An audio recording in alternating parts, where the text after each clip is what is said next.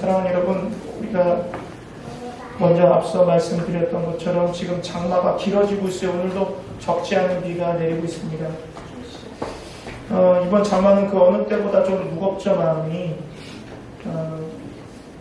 사실 따지고 보면 다른 날에도 장마 때에도 거의 장마로 인한 수해가 많이 있었어요.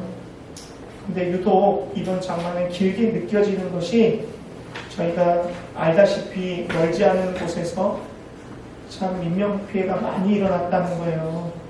그리고 그 길은 우리 사랑하는 성도님들이 교회로 오려면 매일 이용해야 되는 그 길이잖아요. 또 이야기를 전해 들어오면 그 물이 차오르기 전 또 그 인근에 있었던 분들도 있다고 이렇게 들려집니다. 그러니 저희 마음이 좀 두렵기도 하고 안타깝기도 합니다.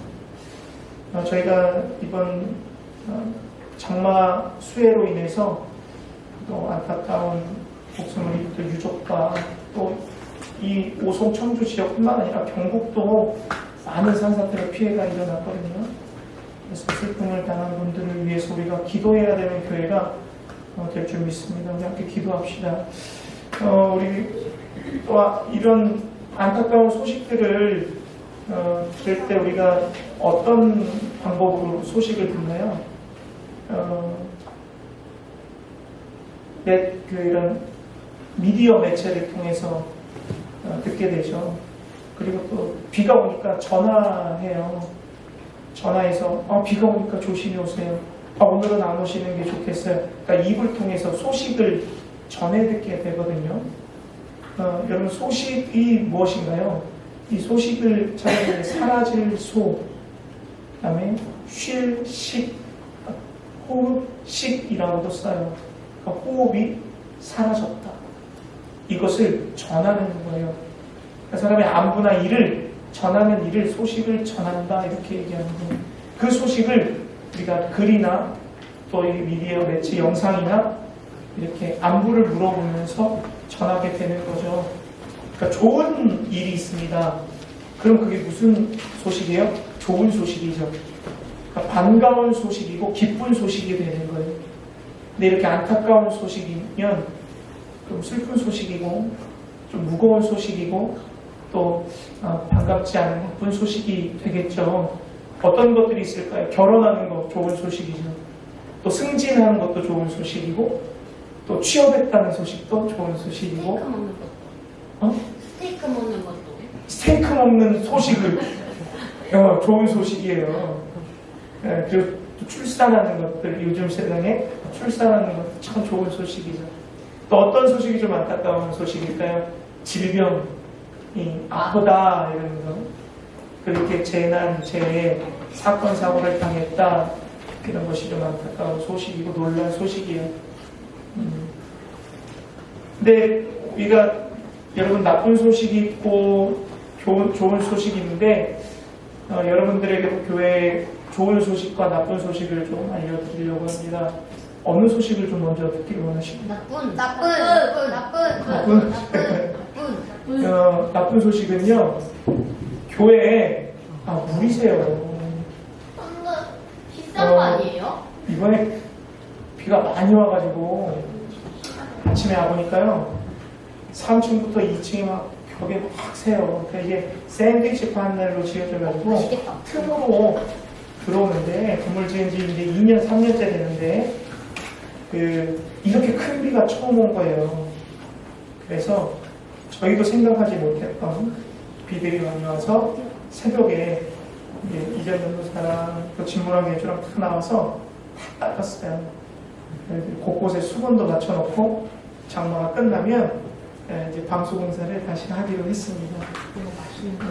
기도해 주시길 바랍니다. 이번에 장마 때 지하가 아니니 얼마나 감사하죠.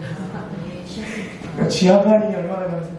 또 기쁜 소식은 또 뭐가 있을까요? 맛있는 거. 오늘도 여전히 밥이 맛있습니다. 역시. 오늘도 코다리 조림과 어묵 볶음과 여전히 밥이 맛있습니다. 기대되시죠? 과일도 있고요, 간식도 있어요. 뻥튀기도 있고 복숭아도 있고 수박도 있고. 수박게이드. 여러분 우리가 듣는 소식들은요 대부분 그 주체가 타인입니다. 타인의 소식을 접하게 되죠. 왜 그러냐면 내가 겪는 소식보다 주변에 있는 사람들이 더 많은 일을 겪기 때문이죠. 그렇기 때문에 이제 소식이 들려온단 말이에요. 그러나 그 소식의 주체가 내가 될 수도 있죠. 그러니까 좋은 소식의 주체가 될 수도 있고 나쁜 소식의 주체가 될 수도 있는 거예요. 사람들은 대부분 좋은 소식의 주체가 되기를 원하죠. 그러나 그건 내 뜻대로 되지 않는 거예요. 나쁜 소식을 피할 길이 없잖아요. 내가 나쁜 소식을 겪고 싶어서 겪는 건 아니라는 거예요. 그러나 우리가 어떤 소식이든지 내가 먼저 그 소식을 만나게 되는데 그리스도인이라면 이 만나는 소식에 대해서 조금은 다른 태도를 가지고 있어야 되지 않나라는 생각이 듭니다. 좋은 소식은 이제 축복을 받아야 되고 축하받을 일이잖아요. 근데 좋은 소식은요, 바빠서 결혼식에 못 와주더라도 그래도 조금 내가 기쁜 일이니까 괜찮지 않아요? 이해할 수 있잖아요. 그리고 좋은 소식을 전할 때는 사실 조금 상대방을 생각해서 겸손하게 전해야 되는 그런 태도도 우리에게는 필요합니다. 근데 오늘 말씀드리려고 하는 것은 안타까운 소식을 맞아들이는 저희들의 모습이 어떠해야 하는가, 이걸 좀 더 생각해 보기를 원하는 거예요. 여러분, 우리가 그리스도인이고 믿음을 가진 사람인데 우리에게 찾아오는 여러 가지 시험을 당하게 됩니다. 그럴 때 우리는 조금 믿지 않는 사람들과의 태도에서 다른 모습을 보여야 되는 이유는 믿음이 있는 사람이 그 어려움을 당하는 모습을 통해서 그 누군가는 용기와 희망을 얻게 되기 때문이에요. 우리의 어려움을 극복해 나가는 모습이 어두운 방 안에 한 줄기 빛이 들어오는 것처럼 누군가에게는 희망이 되기 때문입니다. 그래서 우리의 자세가 조금은 달라야 되지 않나, 이런 생각을 하게 됩니다. 우리 야고보서 1장 2절과 3절에 노란색 글씨만 한번 읽어보겠습니다. 읽습니다. 내 형제들아, 너희가 여러 가지 시험을 당하거든 온전히 기쁘게 여기라. 이는 너희 믿음의 시련이, 기록해요. 앞서 말씀드렸던 것처럼 몇 번 제가 몇 차례 말씀드렸어요. 야고보서는 믿음이 있는 그리스도인들이 행해야 되는 행함에 대해서 강조하는 책이라고 말씀을 드렸어요. 그러니까 여기서 흩어져 있는 1절에 흩어져 있는 12지파에게 문안한다, 이렇게 저자가 기록하거든요. 흩어져 있는 12지파는요, 이 바벨론 포로 시대 이후에 각가지 뿔뿔이 흩어져 있는 지파에 있는 믿음이 있는 유대인들에게 편지 쓰는 거예요.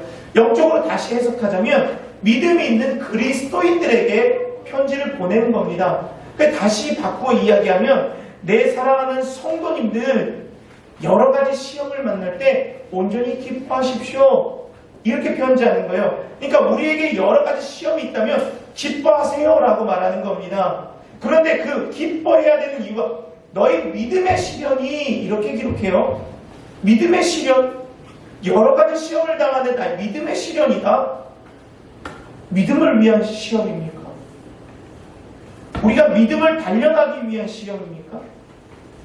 그리고 우리가 그 믿음이 여러 가지 믿음을 통해서 우리 믿음을 더욱더 성장시키고 또 우리의 믿음을 검증하기 위한 시험인가? 그 하나님이 시험을 주시는가? 이렇게 생각해 볼 수가 있습니다. 그러나 야고보서 1장 13절에는 하나님은 악에게 시험을 받지도 않고 친히 아무도 시험하지 않는다라고 기록하거든요. 그러니까 이 믿음의 시련은 다시 말해서 믿음이 있는 우리 성도들에게 찾아오는 시험을 말하는 거예요. 여러분, 믿음의 시련은 성도들에게 찾아오는 시험을 통해서 우리를 기쁘게 생각하라, 우리에게 기쁘게 생각해라, 믿음 있는 성도들에게 찾아오는 시험을 기쁘게 여기라, 이러는 말입니다. 삶의 어려움은 누구나 찾아오지만 시험을 당하는 자가 믿음이 있는 사람이냐 믿음이 없는 사람이냐 이것 따라 모습이 달라야 된다고 말하는 것 같은 거예요. 그러니까 믿음의 시련, 믿음에 있는 성도들의 시련은 기뻐해야 된다. 이 저자가 이렇게 말하는 거잖아요. 여러 가지 시험을 만나면 그때 우리에게 닥치는 시험을 통해서 우리의 믿음을 증명할 수 있기 때문입니다. 여러 가지 찾아오는 시험을 통해서 우리의 믿음이 증명되는데 그 증명할 수 있는 행함이 바로 기뻐하는 거라는 거예요. 여러분, 빛의 자녀가 되는 건요, 우리가 빛의 자녀로 살아가는 건요, 여러 가지 시험 속에서도 우리의 믿음을 증명하는 것입니다. 우리의 믿음을 통해서 믿지 않는 자가 예수를 만날 수 있는 길을 제시하는 겁니다. 어려움을 당하면 쉽지 않죠. 기뻐하기 쉽지 않습니다. 슬픔도 있고 힘들고 당황스럽고 또 안타까운 상황에 빠지기도 합니다. 그러나 그 상황 속에서 견디고 이겨내고 참고 그 상황을 긍정적으로 받아들이는 것, 그리고 하나님께서 하실 일을 기대하는 것, 이것이 기뻐하는 거예요. 그로 인해서 승리하는 것, 이것이 기뻐하는 것입니다. 기뻐한다는 것은 긍정적인 걸 바라보는 거예요. 감사하는 것을 우리가 찾아내는 거예요. 여러분, 비가 막 왔어요. 물이 막 쳐들어왔다고요. 처음에 막 수습했죠. 그리고 저희 가족들이 모여서 기도해서 깨달은 게 있었어요. 와, 대박이다. 3층을 사택으로 썼으면 집에 있는 집 가구 다 난리 났겠다. 저희가 처음에 광고할 때 사택으로 쓸 수 있게 기도해 주세요. 기도해 주세요. 근데 집이 아무도 안 나간다고 그랬잖아요. 아무도 보러 안 온다고.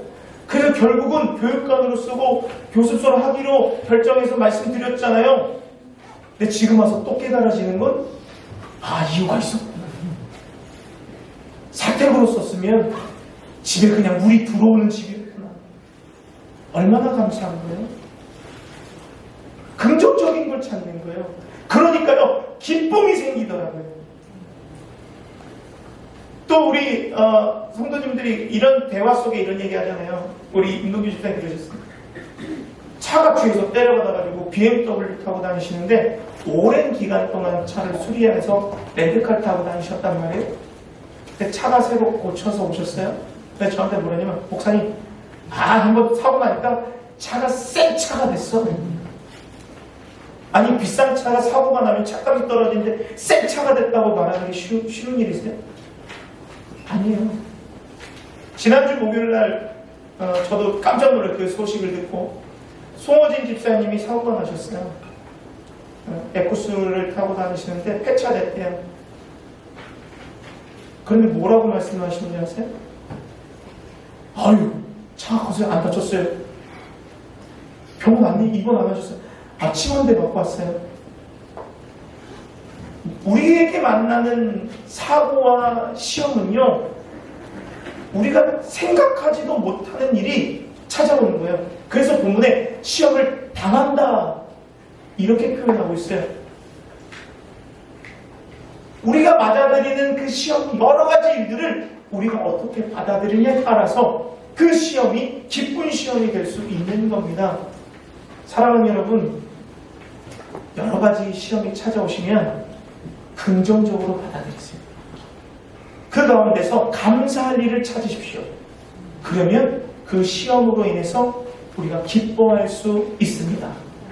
기뻐하시는 여러분들이 되시기를 주님의 이름으로 축복합니다. 그런데요, 그 시험이 사실 좀 큰 것도 있어요. 큰 시험이 오면 지나고 나면 괜찮다고 하지만 눈물이 안 날 때도 있어요. 너무 힘들어서. 큰 시험이 오면 뭘 해야 할지도 모를 때가 있어요. 그런데 기뻐하라. 여러분, 감당할 수 없는 일이 찾아올 때 기뻐할 수 있으세요? 기뻐할 수 있다면 믿음의 분량이 큰 거죠. 말씀 가운데 힘내세요 라고 써있는 게 아니라 기뻐하십시오. 그런데 온전히 기뻐하십시오 이렇게 써요. 완벽하게 기뻐하라는 거예요. 엄청 큰 시험이 와도 완벽하게 기뻐하라는 거예요. 가능하십니까? 그런데 말씀에 그렇게 기록한 이유가 있지 않겠습니까? 우리 3절하고 4절 노란색 부분을 다시 한번 읽어보겠습니다. 시작!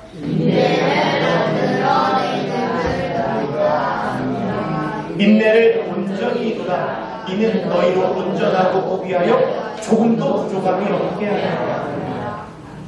큰 시험이 오는데 기뻐할 수 없는 거예요. 그런데 그 시험을 통해서 성도들에게 뭘 만든대요? 인내를 만든대요.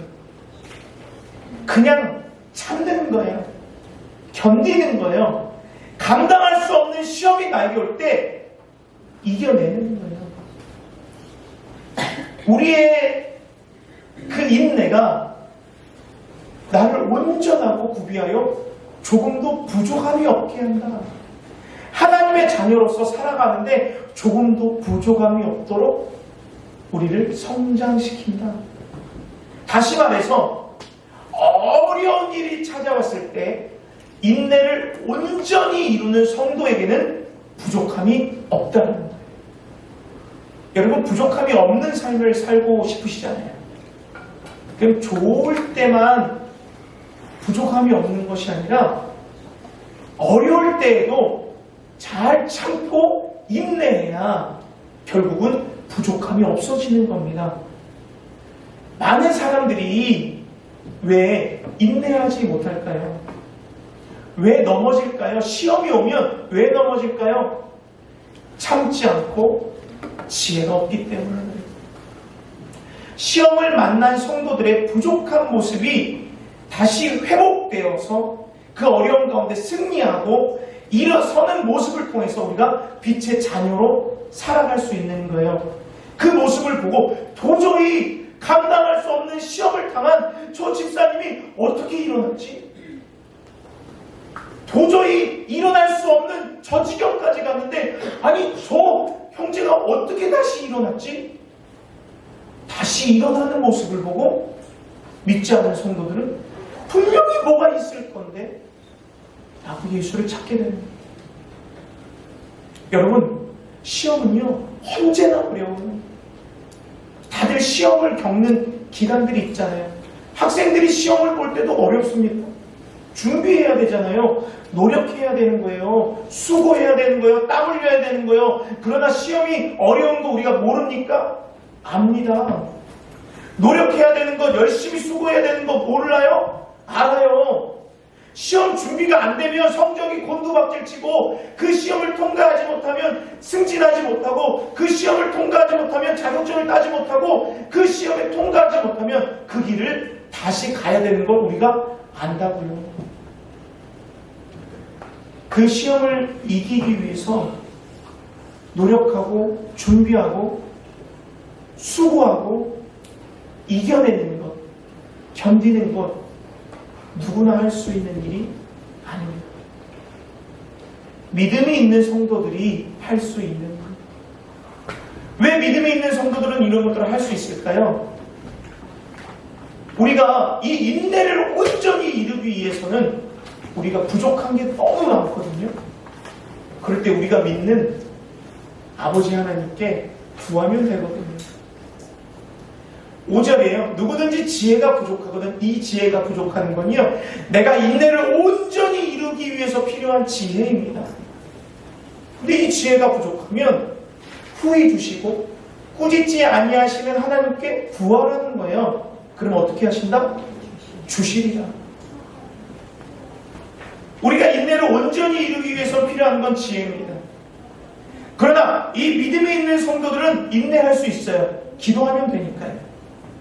똑같은 일을 당하는데 믿지 않는 사람과 믿는 사람의 결과가 달라요. 왜요? 우리는 지혜가 부족하면 구할 수 있거든요. 기도하면 주시거든요. 그러니까 똑같은 어려운 일을 당하는데 그걸 헤쳐나가는 모습과 결과는 다르다는 거예요. 사랑하는 여러분, 기도하는 여러분들 되시기를 주님의 이름으로 축복합니다. 기도하면요, 잘 참아낼 수 있어요. 기도하면요, 승리할 수 있어요. 기도하면요, 견뎌낼 수 있는 거예요.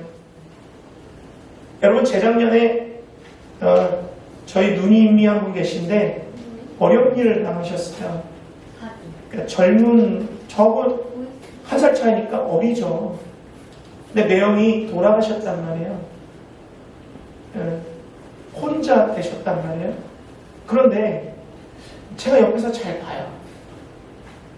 저희 어머니도 일찍이 혼자 되셨고 저희 누님도 일찍이 혼자 되셨기 때문에 안타깝죠. 기도할 수밖에 없죠. 어떻게 이겨나가는지 잘 보니까요, 믿음으로 이겨나가더라고요. 그러니까 견디는 거더라고요. 왜 안 힘들겠어요? 자식하고 다툼이 있고요, 힘들고요, 육체적으로도 어렵고요, 경제적으로도 어렵고요. 그러나 견디더라고요. 말 그대로 그냥 견디는 거예요. 그냥 하나님 붙잡고 견디는 거예요. 그냥 아프면 울고 견디는 거예요. 매달리고 견디는 거예요. 그러니까 견디니까요, 어떤 일이 벌어지냐면 일어서더라고요. 자녀들이 일어서더라고요. 이 가정이 똘똘 뭉치더라고요. 그리고 뿐만 아니라 그 믿음을 가지고 이겨냈더니 한날은 전화 왔어요. 저희가 한 살, 저하고는 너무 가까운 사이이기 때문에 제가 속도 많이 세겼거든요. 저희는. 근데 항상 저한테 전화해서 목사님 이렇게 전화해요. 이 교회에 자기하고 똑같은 처지를 당한 성도가 있대요. 그런데 내가 먼저 그 일을 겪어서 내가 위로해 줄 수 있어서 감사하다고 얘기하는 거예요.